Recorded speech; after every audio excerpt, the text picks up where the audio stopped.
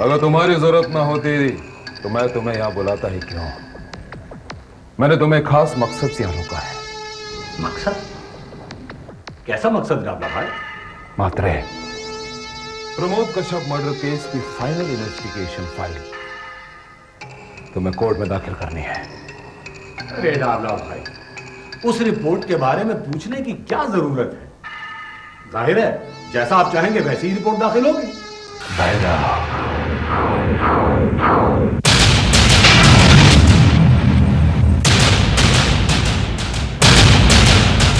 अरे आओ विजय, अंदर आओ। बाहर खड़े क्यों हो? आओ आओ।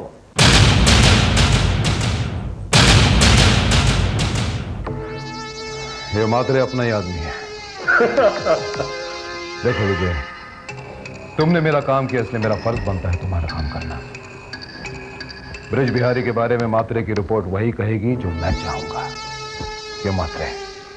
बिल्कुल दुरुस्त फरमाया आपने रावला भाई।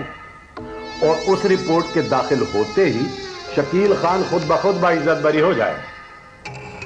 मैंने वैसे भी इन्वेस्टिगेशन रिपोर्ट तैयार कर ली है, बस आपके हुक्म का इंतजार है। इतनी जल्दी नहीं मात्रे, मैं तुम्हें खुद इत्तला कर दूंगा।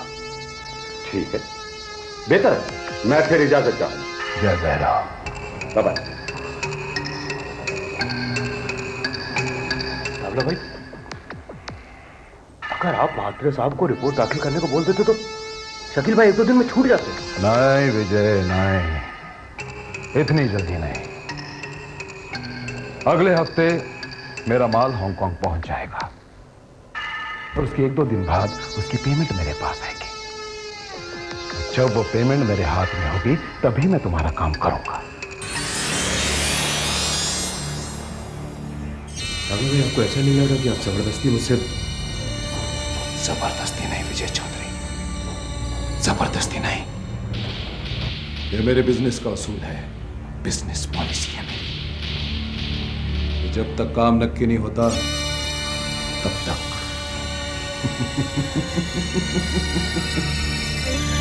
भैरव, समझ गए ना मैं क्या कहना चाहता हूं? क्या ना विजय चौधरी की पिछली डील में उस प्लेन क्रैश हो जाने की वजह से मुझे भारी नुकसान उठाना पड़ा। जब तक इस डील का प्रॉफिट मेरे हाथ में नहीं आ जाता तब तक मैं हमारा काम नहीं करूंगा। मतलब नहीं विजय, मतलब नहीं। बस तुम भैरव से प्रार्थना करो कि मैं कामयाब हो जाऊं। मेरी कामयाबी ही तुम्हारा काम करेगी। जय भैरव।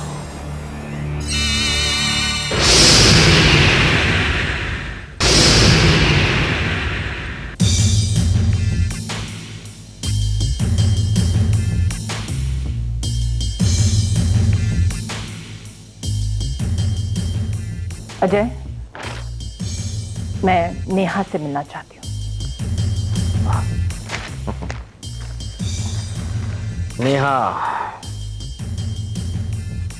नेहा तो स्कूल चली गई और तुम्हें तो पता होगा नेहा के स्कूल जाने का टाइम, आने का टाइम है ना। उसे आने में अभी 3 घंटे बाकी है, तब आना। अभी जाओ यहां से।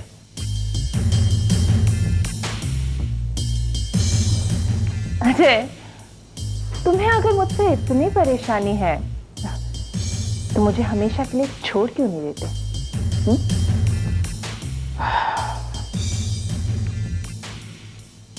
मेरा बस चलता तो मैं यही करता। शादी के 2 दिनों बाद ही मैं तुम्हें तलाक देता।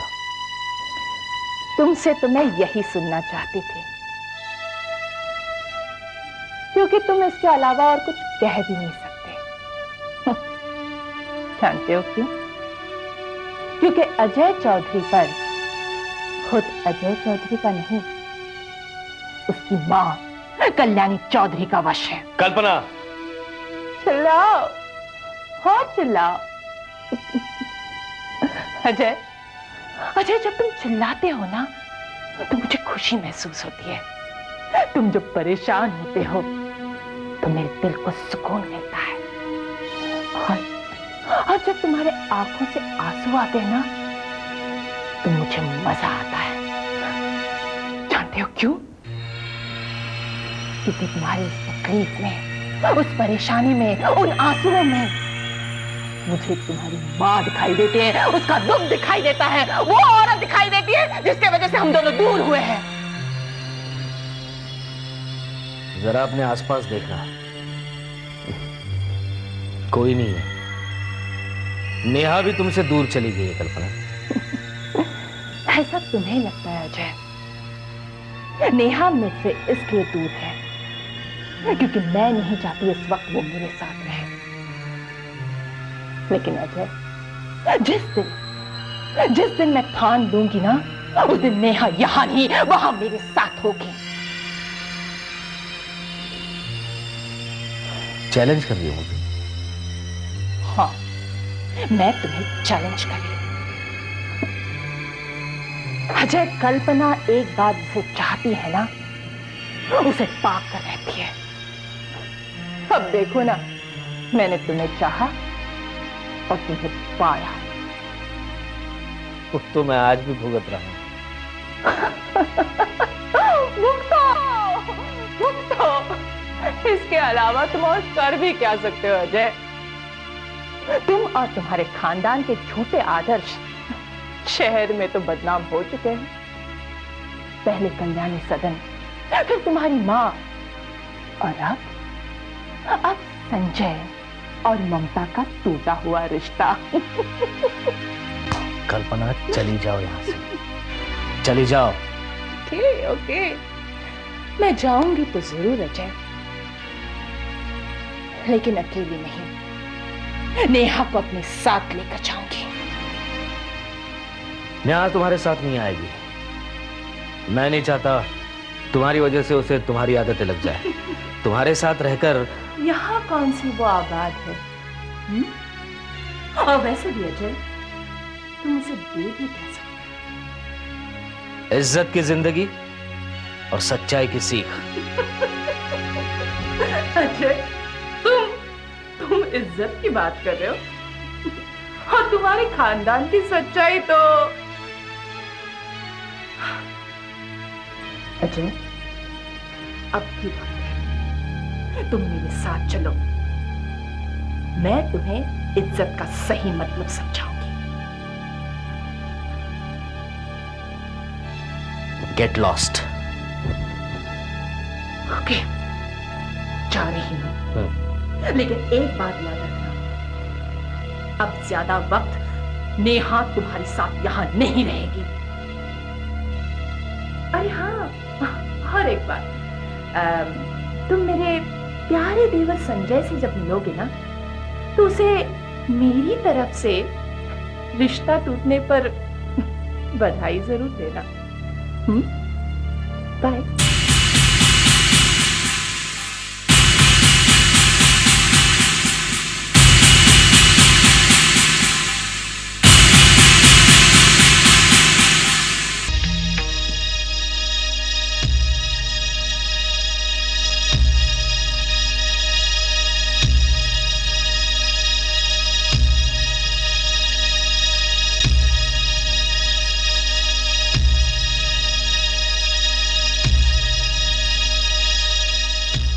पंडित जी, बात क्या है?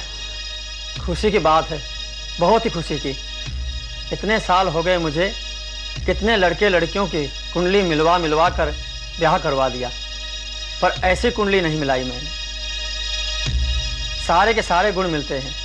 जी माफ कीजिएगा, आपको जितनी दक्षिणा चाहिए मैं देने को तैयार हूं। एक बार फिर से कुंडली देख लीजिए। हाँ पंडित जी, एक बहुत ही नामी ग्रामी शास्त्री जी ने इन दोनों कुंडलियों को देख के कहा था कि अगर ये शादी हुई तो 1 वर्ष के भीतर लड़की विधवा हो जाएगी। झूठ बोलता है वो शास्त्री, मेरी गणना कभी गलत नहीं होती। जरा उस शास्त्री का नाम तो बताओ। पंडित गोपीनाथ शास्त्री। तुमने किसका नाम ले लिया? और ऐसों को फंसाकर मुंह देखी बात करने वाला शास्त्री है, वो झूठा और मक्कार है। मेरी गणित आज तक कभी गलत साबित नहीं हुई। इस शादी के बाद ये लड़की अखंड सौभाग्यवती रहेगी, इस बात को मैं डंकी के चोट पर कह सकता हूँ।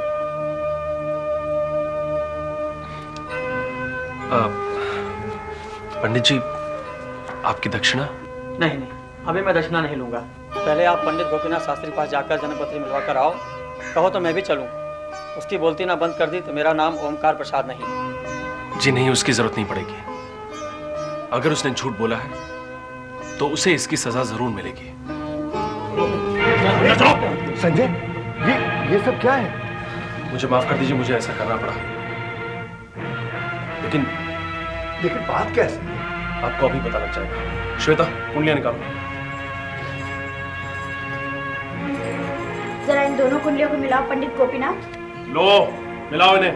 देखिए, मुझे माफ कर दीजिए, मुझसे बहुत बड़ी गलती हो गई है। उस दिन मैंने जानबूझकर झूठ बोल दिया था। मैं अच्छी तरह से जानता हूं, ये झूठ तुमने खुद जानबूझकर नहीं बोला है। तुमसे किसी ने बुलवाया है। उसका नाम मुझे बताओ। अब इन सब बातों का क्या फायदा? मैं कहता हूं ना, ये कुंडली एकदम सही है। सारे के सारे गुण मिल रहे हैं।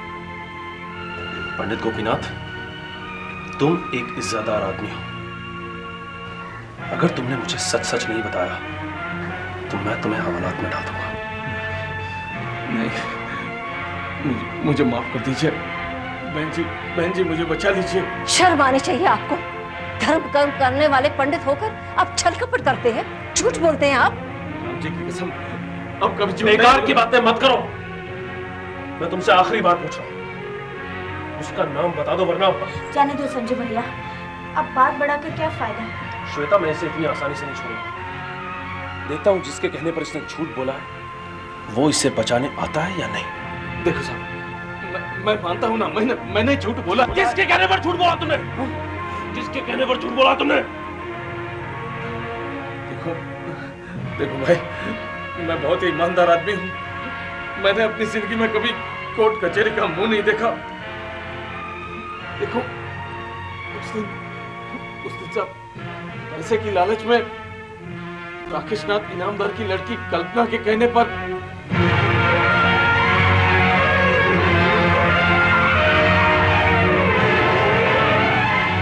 बस ना, मैं पहले से ही जानता था, सिर्फ तुम्हारे मुंह से सुनना चाह रहा था। पंडित, ये आखिरी वार्निंग है तुम्हारे। इसके बाद तुमने ऐसा कुछ करने की कोशिश भी की ना तो मुझसे बुरा आदमी कोई नहीं होगा। जाओ यहां से, जाओ यहां से।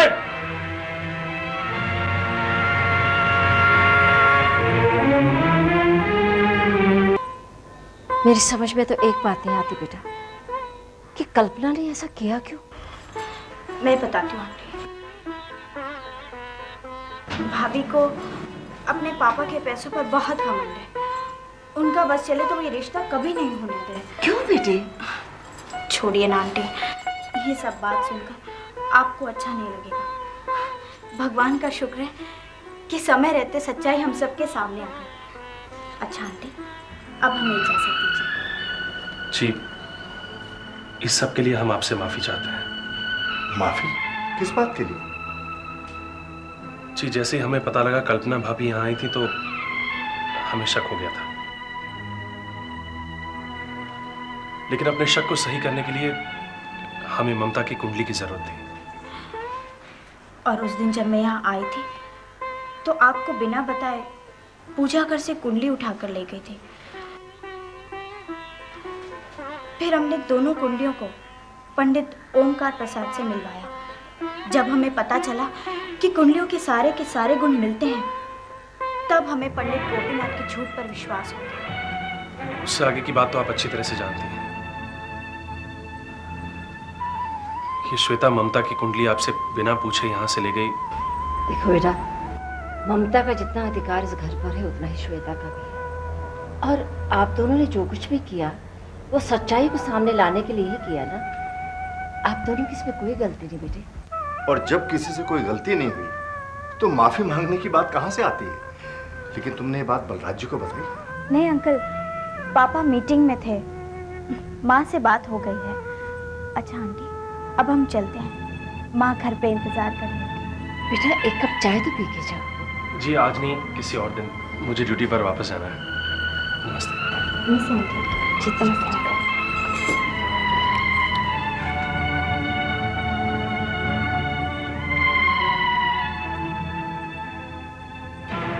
मैं कभी सोच भी नहीं सकता था कि बहू इस हद तक नीचे गिर सकती है। आप भले ही न सोच सकते, मगर मैं कल्पना को इस हद से भी नीचे गिरा हुआ देखता हूं। मां, अगर आपने मुझे उस वक्त नहीं रोका होता तो मैं अब तक कल्पना को डिवोर्स दे चुका होता। ये क्या कह रहे हो बेटे? किसी को सुधारने के लिए अपने से जुदा नहीं किया जाता? पापा, मैं ये बात अच्छी तरह से जानता हूं कि कल्पना कभी नहीं सुधर सकती। बेटे, अगर शरीर का कोई हिस्सा खराब हो गया हो तो उसे काट के फेंका नहीं जाता, बल्कि उसका इलाज किया जाता है। इलाज? कल्पना का इलाज हो सकता है, वो सुधर सकती है, और उसका बाप कभी सुधरने नहीं देगा उसे। वो तुमसे बड़े हैं अजय? उम्र से बड़े हैं, सिर्फ दिमाग से इतने छोटे और घटिया है वो। ये क्या कह रहे हो? बड़े नहीं बदलते, बदलना छोटों को पड़ता है। माँ, बार बार आप मेरा मुंह बंद करवा देती है। लेकिन अब इस रोज के नाटक का पर्दा मुझे हमेशा के लिए गिराना है, बस। हाँ भैया, मैं भी यही सोच रहा था। हम लोग भाभी के घर चलते हैं और राकेश नाथ को अच्छा सबक सिखा के आते हैं। आज वहां जाकर सारा हिसाब किताब बराबर करके आते हैं। चलो संजय। नहीं, तुम दोनों कहीं नहीं जाओगे। कि माँ, ये सब कब तक चलता रहेगा? धीरज रखो, समय के साथ सब ठीक होगा। क्या ठीक होगा माँ? ये कल्पना की वजह से नेहा का फ्यूचर। मैं तुमसे पहले ही कह चुकी हूँ, नेहा पर इन बातों का साया भी नहीं पड़ना चाहिए। उसे ये कभी महसूस नहीं होना चाहिए कि उसकी माँ उसके साथ नहीं है। माँ, मैं एक बात कहूँ, बुरा तो नहीं मानोगी? नहीं, बोलो। माँ, पता नहीं मुझे क्यों लग रहा है कि हम दबते जा रहे हैं और वो हमें दबाते जा रहे हैं। देखो, इंसान को एक हद तक दबाया जा सकता है, उसके बाद तो विस्फोट होता है। मैं उसी विस्फोट की बात कर रहा हूँ माँ, और उसके लिए यह सबसे अच्छा समय नहीं। अभी संजय की शादी सबसे बड़ा काम है। आप मुझे क्यों रोक रही है बार बार? उस राकेश नाथ को तो मैं ऐसे। अजय, उबलने से कुछ नहीं होगा। हमें राकेश नाथ को उनकी ही लैंग्वेज में जवाब देना होगा। मतलब ये कि संजय और ममता की शादी निश्चित तारीख पर ही होगी, और यही उनके लिए सबसे बड़ा जवाब होगा। है ये हकीकत